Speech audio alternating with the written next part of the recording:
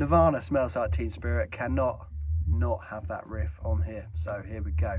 You might have noticed I did that riff two different ways there. I think the way Kurt Cobain actually played it was like this, look.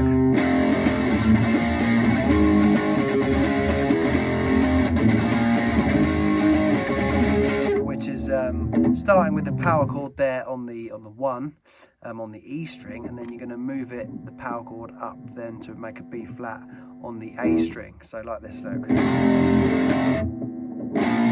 Then move back down to the E string 4th fret, up to the A string 4th fret. So you can move those power chords onto the E string and the A string. Sorry about the funny buzz going on there. So look, here we go.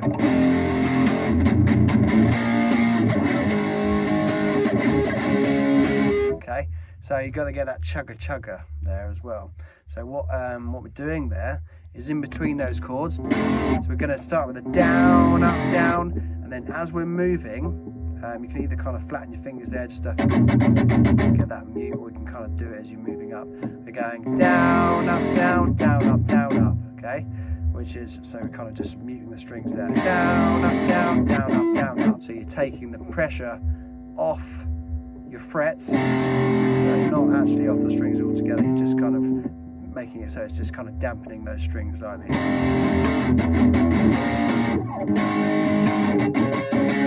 And strumming pattern wise, we're going down, up, down, down, up, down, up, down, down, down, up, down, down, up, down, up, down, down, down, up, down, chugga, chugga, down, down, down, up, down, chugga, chugga, down, down.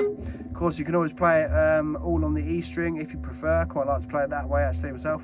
It would be like this, look. So 1, 1, 1, down, up, 6, 6, 4, 4, 4, 9, 9, 1, 1, 1, 6, 6, 4, 4, 4, chugga, chugga. So you've got that cool chug in between.